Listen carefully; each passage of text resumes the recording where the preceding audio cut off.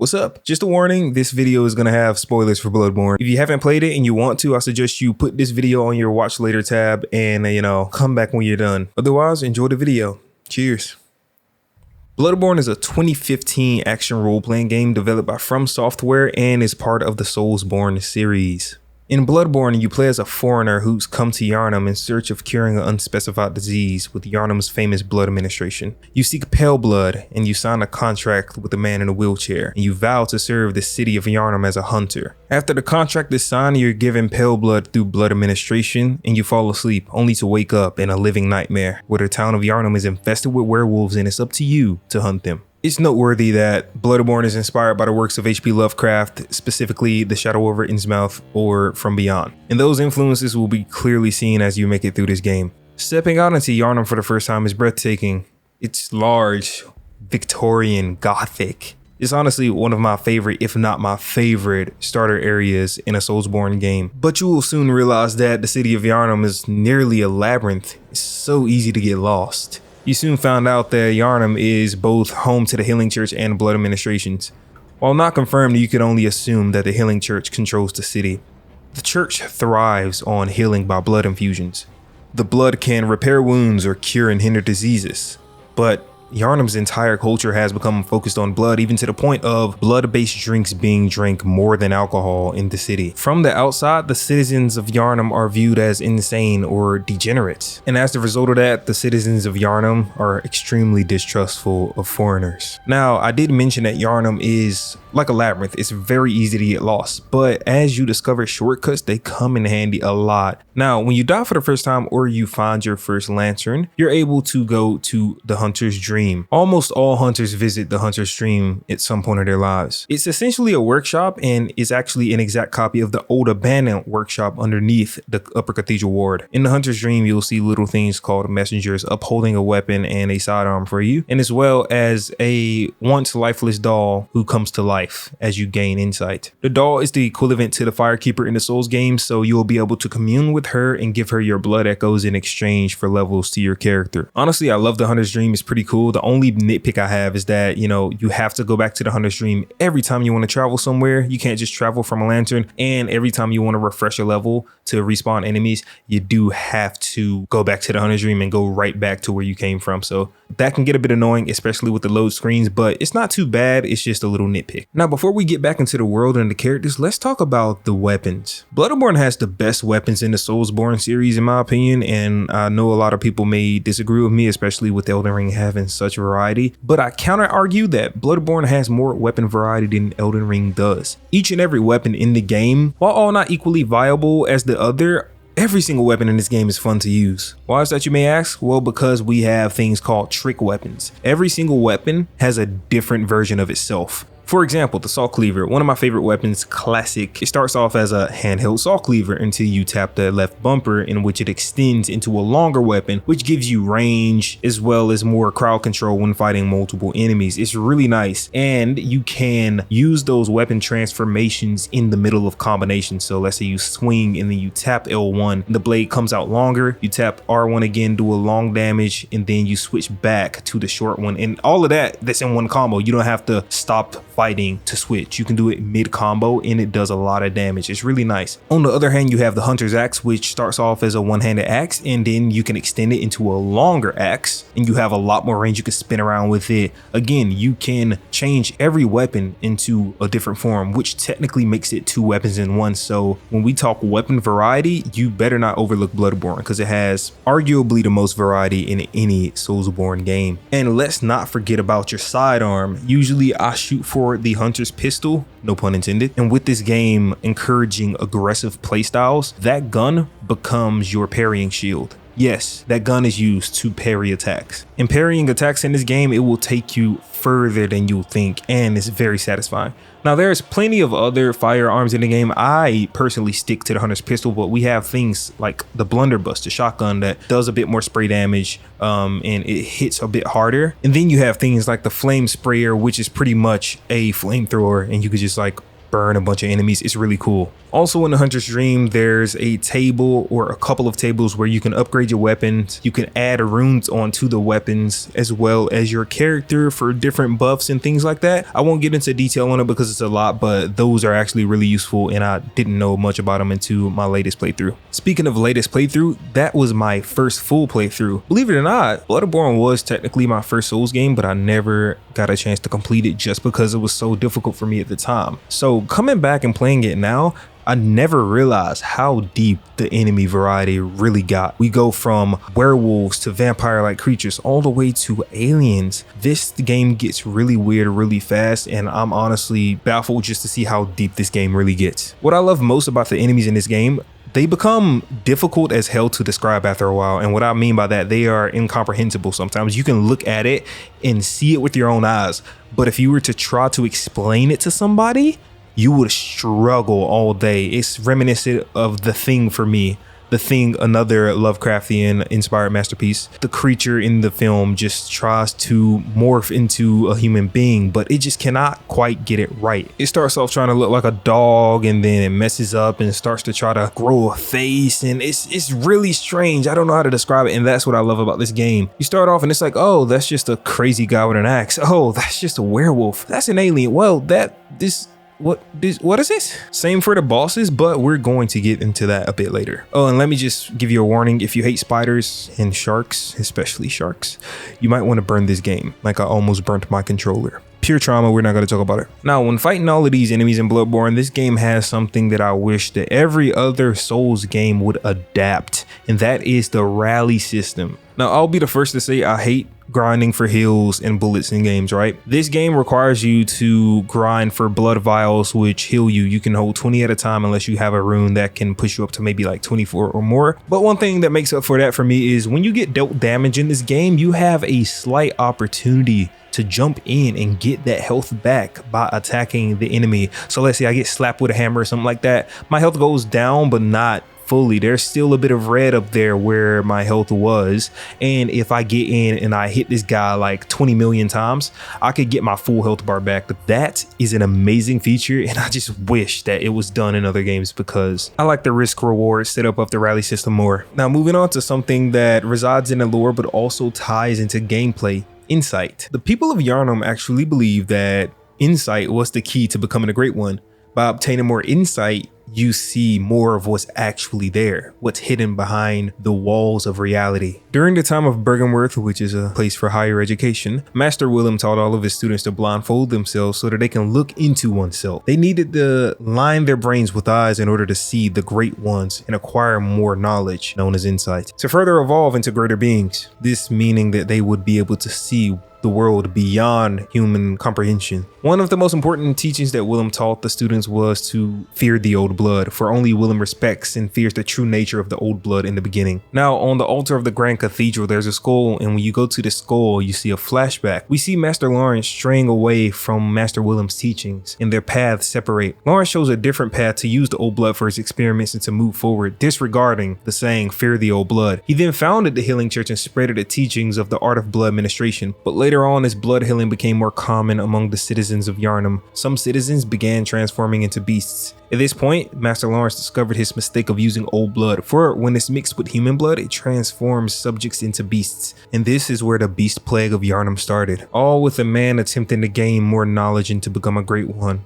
but only to be returned with madness. Now, stopping here because there's so much more we can get into with this lore, insight actually does have a part inside of the gameplay. While it seems minor, I think is a really nice touch. So at the beginning of the game, if you have no insight whatsoever, when you go to the Hunter's Dream, the doll, she is not awake. She's simply a doll, unmoving, unalive. In the world, while it still has beasts, it's usually just as normal as it can get. But the more insight you gain, one insight, you will see the doll, she's awake. As you move throughout the city of Yharnam and you go past the Grand Cathedral, some enemies get a bit tougher. They have magic projectiles that weren't really there before until you gain more insight. And as you climb higher and higher, you do begin to see things such as the amygdala, which is a spider-like creature, one of many, by the way. And you don't see those until you have enough enough insight, or until you kill Rom the vacuous spider. Rom the vacuous spider controls the barrier that prevents humans from seeing true horrors around them, such as the lesser amygdala crawling around the cathedral ward. Rom was once a scholar of Bergenworth who at some point went through metamorphosis into a kin, courtesy of Kos. After the battle, you approach Yarnum, the Pumerian queen. I hope I'm pronouncing that right. Yarnum being the queen of the ancient Pumerian civilization and the mother to the child Murgo. Sorry, there's a lot of lore here. And after this, you're teleported to the cathedral ward with the following message.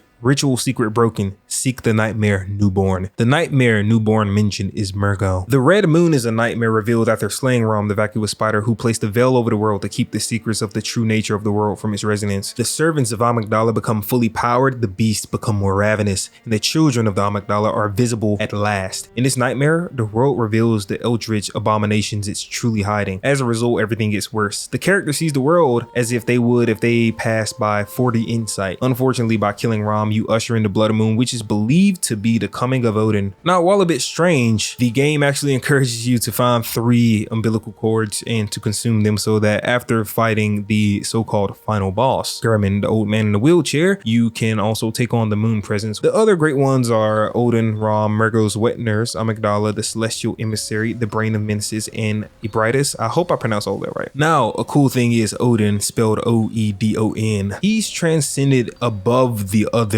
great ones to the point where he no longer has a physical body but just a voice and an influence. He's very powerful and is quite timeless, and even over the moon presence, he is the most powerful yet the most indirect of the great ones. So, you know, the moon presence is the strongest one that we will fight. Unless there's a Bloodborne 2, maybe we'll fight Odin, an invisible god. Now, moving back around to Murgo, I mentioned the child before, and Murgo is the child of Yarnum. Murgo's wet nurse is a great one and guards the infant Murgo. After taking Murgo's wet nurse out, you do get one of those umbilical cords, which, you know, makes you closer to the end portion of the game. Really cool boss, might I say. After you slice your way through a few more bosses, you go back to the Hunter's Dream, and the doll tells you that German is waiting for you under the tree and that you must fight him. Now, I'll get into the bosses a bit later, but you do have a few options when approaching German the First Hunter. Either you submit your life and he decapitates you, causing you to wake up from the nightmare. You can refuse his offer and fight him, in which he is a very formidable opponent.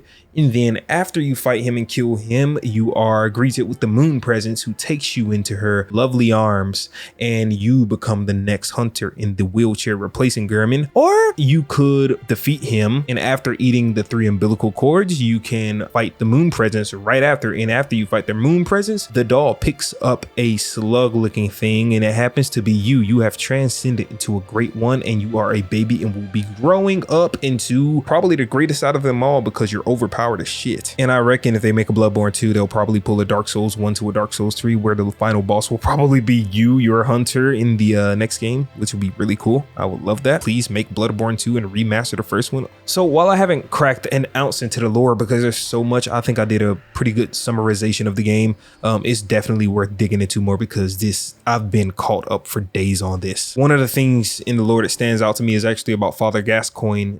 He had a wife named Viola, had a pair of children. He continued to hunt and became affected by the bloodlust and forgot about his family. His wife would always play a tiny music box as a momentum of theirs to draw him out of his bloodlust when he got home, and it would make him normal. But during his final hunt, Gascoigne succumbed to the bloodlust and he became a bit more beastly than the beast he hunted. Viola, his wife, came out to search for her husband but forgot her music box, and well, it's actually kind of unknown if Gascoigne did kill his wife, because Viola could have been attacked by a random beast, or maybe there's a theory going around that Gascoigne was blind. His eyes are covered still when you fight him, and maybe he killed her because he was blind and couldn't see her. But either way, nonetheless, that costed him his humanity, and that is the man that we face and die to 2 billion times. And the saddest thing is it's a quest line, so you can find one of his daughters and you can get the music box from her and use it to fight him when he turns into a werewolf. But there's no happy ending at the end of this quest line, unfortunately. If you try to send his daughter to Asofka's clinic, the evil Asofka turns her into an alien, and if you try to send her to the church, she's killed on the way there. So a very heartbreaking piece of lore. Now let's break away from all the sad shit. Let's talk about the bosses. I know that's what y'all been waiting for. After trying Bloodborne, I eventually finally hopped on Dark Souls 3, and that was the first one that I completed, and I owe all of my my aggressive gameplay skills to Father Gascoigne, because when I first fought him, he was difficult. He was the most impossible boss for me. But as you fight him, you learn how to parry. You learn how to not run away and try to be defensive and heal when he hits you. You learn to get in there, to abuse the rally system, to counter and to visceral attack him. It's honestly a big thrill, and he's one of my favorite bosses to this day. Now moving on to the most annoying boss. That's gotta be Mikolash, the host of the Nightmare. Oh my god. This guy essentially runs for most of the fight. Like literally most of it, you're chasing him and you're fighting off his little goons that he keeps summoning. It's annoying as hell. But then when he finally stands his ground and fights you, he spams spells. He spams like 2 of them, and one of them can let damn kill you and the other one just knocks you back. By the way, if you manage to get that spell, it's really useful. It stuns immediately. It's called the Augur of something, I forgot. Anyway, he spams the shit. It pisses you off. It pissed me off a lot, but you know, yeah, you eventually can kill him, but it's just really annoying. Now moving on to the strongest I've ever faced. Honestly, I have to say, out of all the Soulsborne games, is the Orphan of Kos. Now the Orphan of Kos is a DLC boss from the old hunters, and pretty much the Orphan of Kos is a child of a great one, so it is a great one, a newly born great one, and it takes his mom's placenta and fucks you up with it. That's the only way I can describe this fight. I used to say that Melania in Elden Ring was the hardest boss, but then I realized that is absolutely false. Melania is only really difficult because of that one attack she does and that she gains health back. And it's honestly unfair mechanically because she doesn't really fit into the game's combat system. But no. The Orphan of Kos, it uses every single thing that we've learned in the game. It fits in perfectly with the combat system, and it is a fair boss. You have to make the right moves to beat it, but making the right moves, that's where it gets difficult, because this motherfucker is unrelenting. Oh my god, I don't know how to describe him. Like, you just have to fight him for yourself, and that honestly, out of all the Souls games I've played so far, with that only being a handful, I only have like 2 more to beat. It's astonishing to me how I even managed to beat him in one night. Actually, I ended up beating Bloodborne within a span of 4 days. The Orphan of Kos was one of 2 enemies that made me put my controller down for a few hours and just contemplate life without trying to push my fist and controller through the wall. The other being those fucking stupid sharks that lay around the fishing hamlet. Oh my god, don't take me back there, please. Now moving on to the bosses that I had the most fun fighting, I have to say that the first one is Lady Maria of the Astral Clock Tower. People said that this fight was like near impossible. I beat her in like maybe, I think it was 1 to go. I have to look back at the footage. I think I beat her in 1 to 2 goes, and it was really easy because you really just have to know what the game teaches you, and that's aggressive play. Don't play defensively, play offensively, play aggressive, parry, visceral attack. And that's what made this fight so fun for me. I had so much fun with this hunter, and there's actually some other hunters in the game that could learn from her. Don't spam your fucking gun. In the Grand Cathedral later in the game, after you kill Vicar Amelia, there's a hunter in there that has a gun that shoots 2 bullets and it takes half your health, and it spams the hell out of it, and then it spams that fucking bone that makes them dodge fast.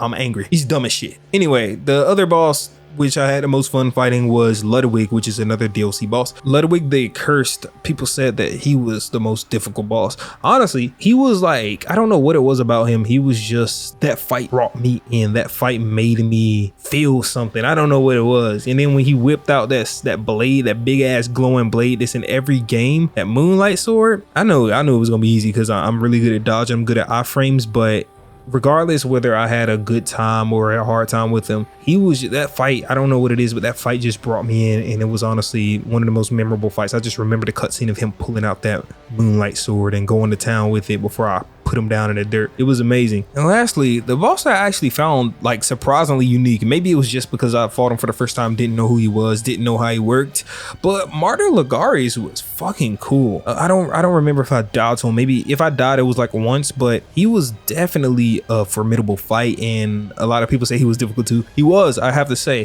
There's this attack that he does in his second phase. He's always sending skulls at you through the fight, but he puts a weapon in the ground and it emits this red stuff, and it can damage you if you're not careful, and you have to take the sword down while it's shooting projectiles at you while he's still attacking you. That got really difficult, but after I learned, and I was proud of myself for learning how to do it without a god, getting after those swords and then killing him was very satisfying, and taking his crown, it was awesome, and I really liked that. And we got to meet the Vampire Queen afterwards, so yeah, fun times. And last but not least, Chalice dungeons are, I'll just be real, I didn't try. I played a little bit. I didn't try to go further. I might have to, because I hear people saying, oh, Chalice dungeons are great. Honestly, they're like the equivalent of the Elden Ring dungeons. They're fun. I believe they can get repetitive really fast because you're just going down levels and just fighting enemies in a dungeon rather than exploring the Gothic world. But you know, a lot of people like them. I might have to give them a try again, but for me, it doesn't take anything away from the game. For me, I just don't find them very interesting. But overall, after playing Bloodborne, experiencing this Lovecraftian nightmare, I have to say I give this game a 10 out of 10, and not many other games get my 10 out of 10 rating. It is an absolute classic. I strongly need them to just remake it.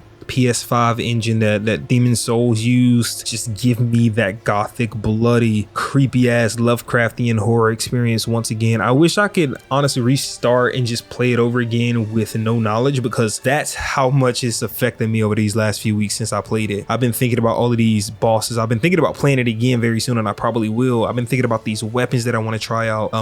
Even the challenge dungeons, I don't really care about them, but I'm even wanting to just jump in, experience that combat again. I just wish it wasn't locked to 30 frames, man. This game is too amazing. It's too beautiful to be left in this state where it's sitting on the PS4, and it has, I know they can just remake it. That's an easy 70 pounds for me. I live in the UK now, but that's easily 70 pounds for me. I would pay that straight up on the day. I would pre-order it. They announced it tonight, I would do it, but they won't. And I'm like, where are y'all? This is the perfect opportunity. This is honestly my favorite Souls game, even over Elden Ring, over Dark Souls 3, which was my first one. I think Bloodborne is a perfect experience. It was perfect.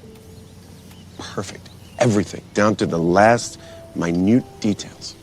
And if you haven't played it, well, you should. And you should go read into the lore if you haven't. I'll catch y'all in the next video. Sayonara. And remember, fear the old blood.